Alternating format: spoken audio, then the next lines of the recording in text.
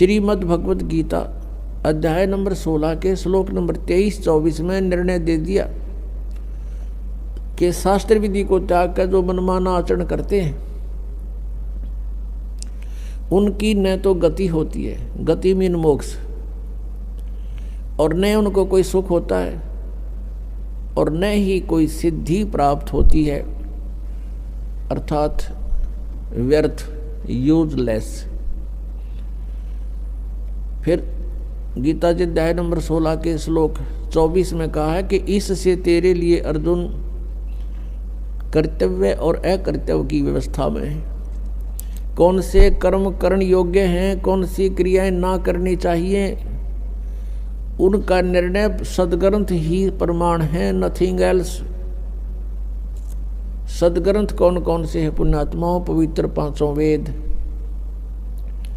आप जी ने केवल 4 वेद सुने हैं,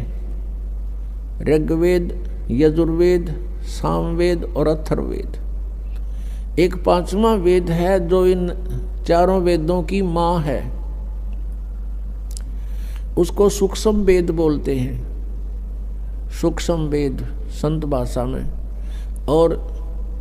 उसको तत्व वेद भी कहते हैं, तत्व ज्ञान भी कहते हैं, उसको सच्चिदानंद घन ब्रह्म की वाणी भी कहते हैं। जैसे श्रीमद् भगवत गीता अध्याय नंबर 4 के श्लोक नंबर 32 में कहा है कि अर्जुन, जिन यज्ञों की, यज्ञ मीन यज्ञ का अर्थ होता धार्मिक अनुष्ठान, साधनाएं, जिन यज्ञों का धार्मिक अनुष्ठानों की जानकारी विवरण 4 अध्याय के 25 से लेकर 30 तक दिया है,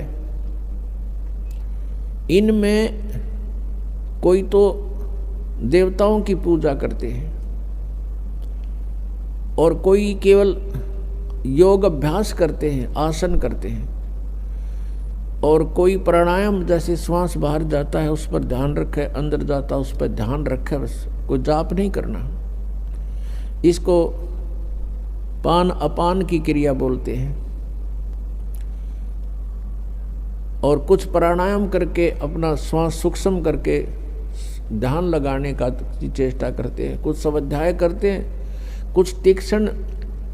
अहिंसावादी व्रत रखते हैं, जैसे मुंह पर पट्टी बांध ली, नंगे पैरों घूमना, झाड़ू सी लेकर, कुछ ऐसी साधनाएं करते हैं, कुछ स्वाध्याय ही करते हैं, नित्य कोई पाठ कर लिया किसी भी धर्म ग्रंथ का। तो परमात्मा कहते हैं कि ये जो साधनाएं हैं, सभी साधक अपनी साधनाओं को पाप नाशक जानते हैं। वो ये सोच रहे हैं हम जो साधना कर